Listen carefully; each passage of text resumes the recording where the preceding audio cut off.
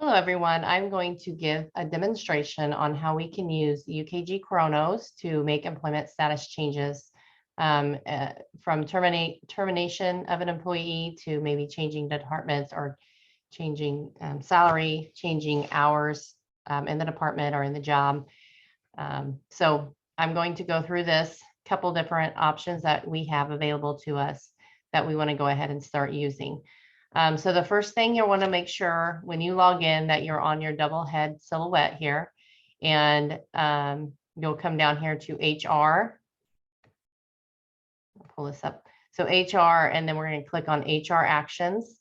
And when you get here, you're going to click on the available box. These are the different options we have. Hire employee, this will be available to do in the system now because applicants aren't in the system. But we are going to be also rolling out talent acquisition. And once we are good and we have the talent acquisition module live, we will be able to hire employees this way. Instead of a manager sending an email requesting to hire, you can do that through the system. We're not quite there yet, but just to let you know that will be coming. It could be involuntary termination, and then it could be a job change, like maybe they are changing from, this would be status changes like going from full-time to part-time or PRN to full-time. Maybe they're changing jobs. Maybe they were a CNA and now they're a RN. Maybe they worked in registration and now they're working the billing office. So those types of changes will be listed under the job change. Rehire would be for anybody who worked for us in the past. Their information's in the system. So it's going to be a little different than hiring an employee that has not worked for us in the past. Salary changes, this will obviously be any kind of hourly rate changes, or if you're exempt, your annual increase. This also will be where you're going to make hours per week changes, because it's all going to be under compensation. And so if you have an employee who was working 30 hours a week and now they're working 40, this is where you're going to make that change here. And then the voluntary termination. I'm going to start here and kind of work my way up with starting with voluntary termination. So you'll, like I said, go down double head, HR actions, and you're going to click on available. Then you're going to come over here. You have the voluntary termination. We're going to click start, and we're going to search for our employee. I'm going to try using employee test 1, and then maybe today is the day they send the resignation in. They're moving and they're going to give us a 2-week notice. So we can pull on the calendar here and we can look at January 10th would be 2 weeks from now. That's the effective date. And we're going to hit continue. Termination details. So once you get to this screen, you're going to put account status. We're going to have change. We're going to put terminated. Termination date again is going to be the same date as the effective from. And then termination reason. And we said they're moving, so maybe they're relocating. They're giving us a 14-day notice. If this is also a place, if they did not give a notice, you would click on no notice. So it flags us to not pay out PTO. We're going to leave 14 days here.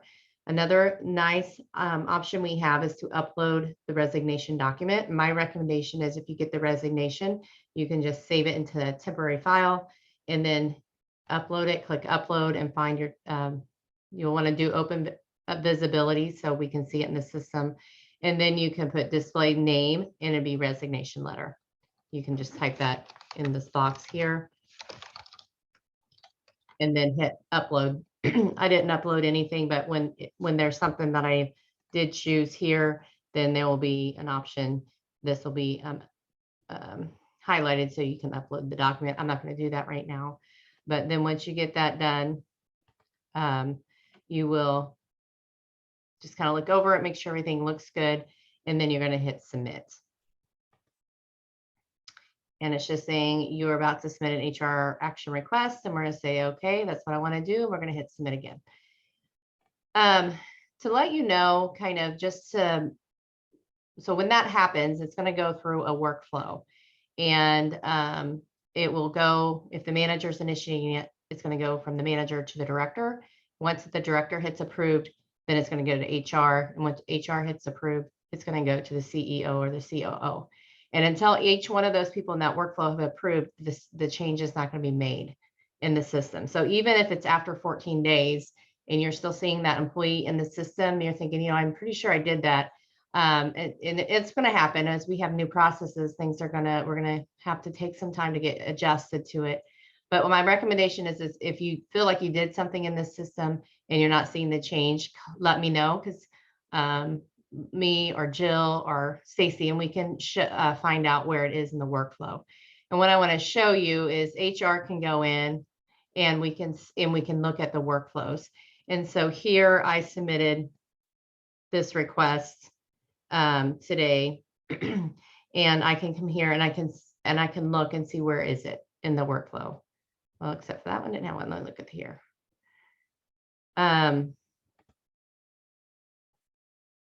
Well, here we go. Some of those I hit, but I didn't actually submit. So that's why they showed no workflow.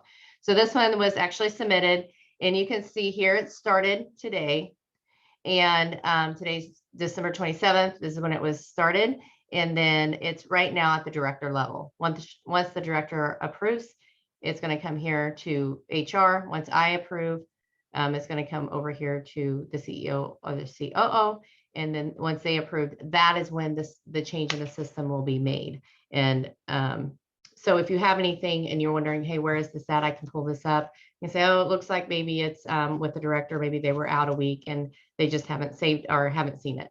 So that's just kind of to let you know, if you don't see the change that you think you should be seeing, let us know and we can follow up with where it is on the workflow.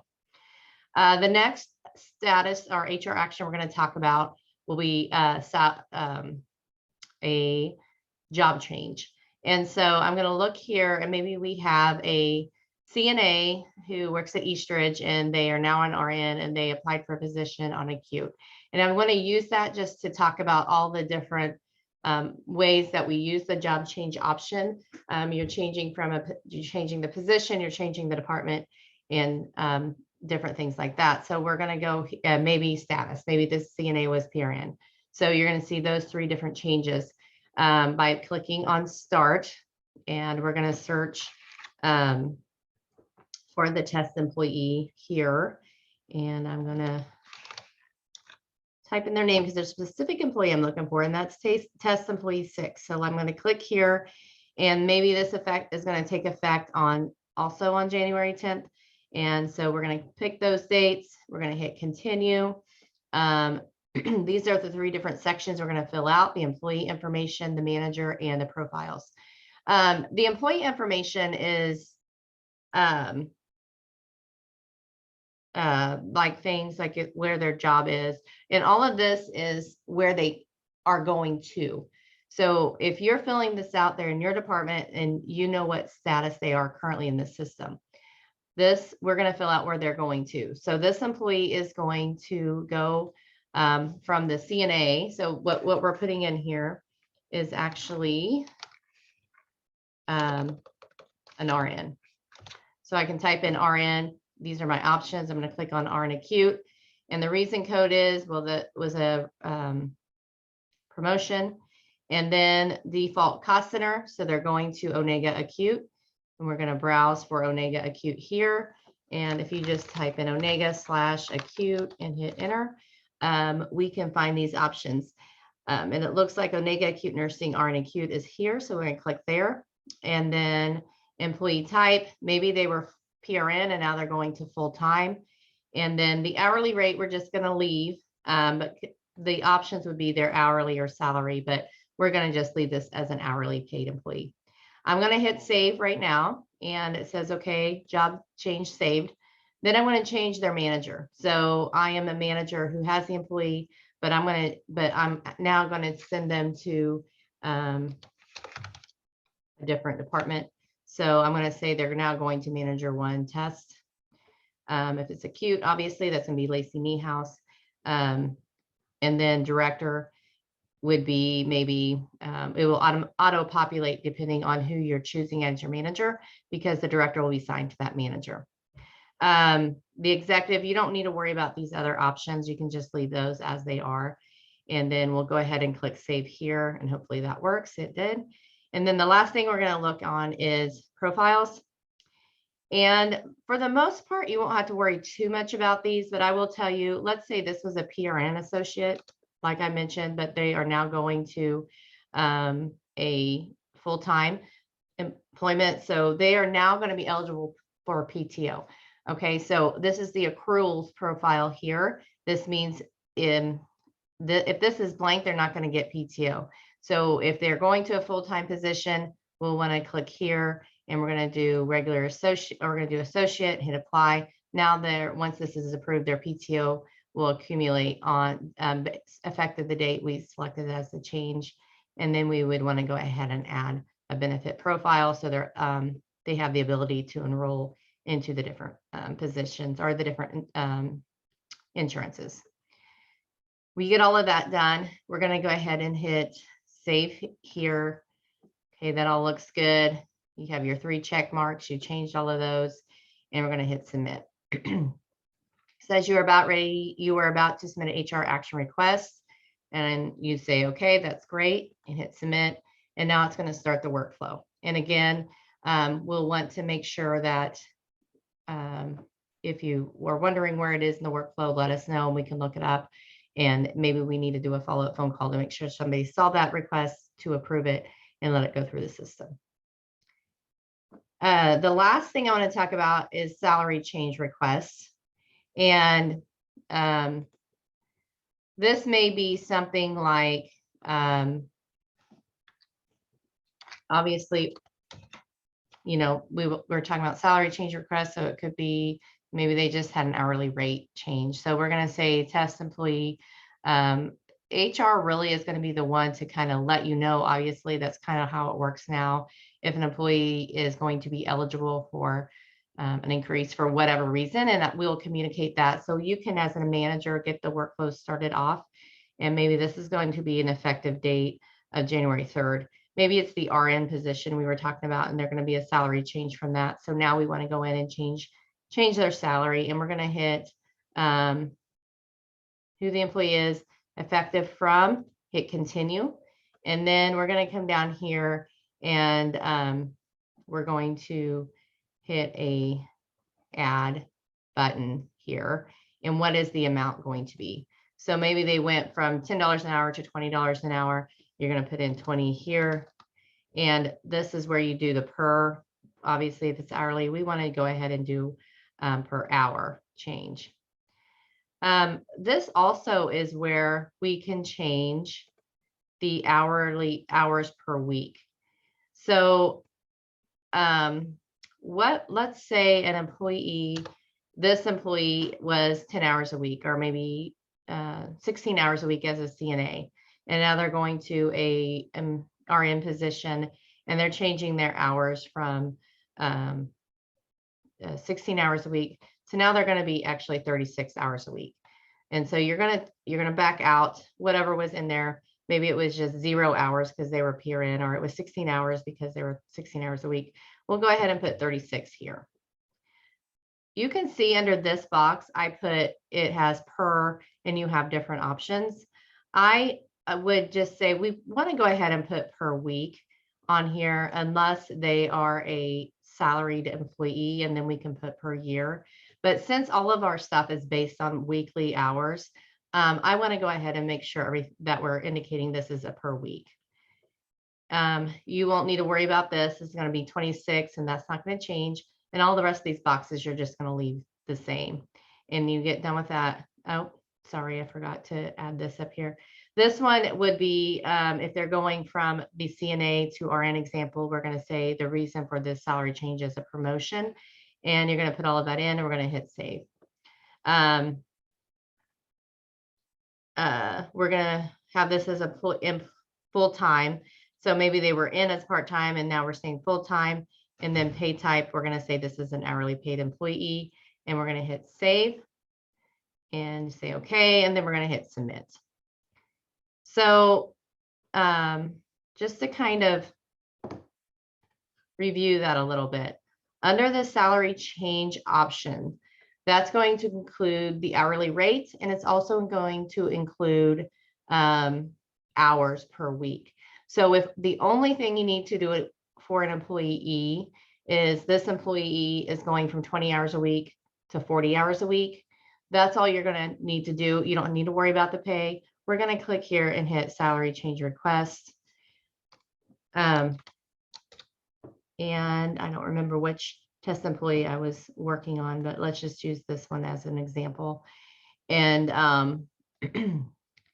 we are not going to do anything here. We're not going to add pay to this person, but we are going to add, we still need to hit add. We're going to leave the hours alone, or the amount, the dollar amount alone, and we're just going to change the hours to 40 and make sure this is per week. And you hit save, reason code, part-time to full-time, whatever the reason is that is applicable, you'll put there, and then you're going to hit save and submit.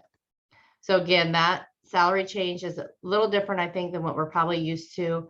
Some may think that if you're changing hours 20 to 40, it should be under job change, but because the hours is going to be tied to their base comp, that's why it's listed under salary change. And so that is where you're going to make your hours per week changes. You're going to go there, click start, choose your employee, hit continue, and we're going to come down here to add, but you're not changing their hourly rate. You're going to be changing, I'm going to change this to hour because that makes more sense. So their hour or dollar amount is 20 hours, $20 per hour. That is going to stay the same, but you're changing their hours per week. You come under hours, hit 40, and we're going to say per week, and we're going to hit save. Oh, and then it gives you an error because I needed to put a reason why, and hit save, and then submit, and it'll go through. That is just not, you can just ignore that for right now, but that is the main point of that is just showing you how to change hours per week for an employee. I think that's all I have right now on this training and demonstration module. I hope this was helpful. This is very exciting to me that we're going to this and we're at this point. I know we have a lot of changes or a lot of training yet to do, a lot of different things that we need to understand and work through, but all of these changes are positive changes. And I do know a couple months from now, we are going to be so happy that we are where we are. So again, I appreciate everybody's time and patience as we work through some of these issues. We are going to really love the system once it is up and going. If you have any questions, please let me know, and we will work through this together and get to a good place. Thank you.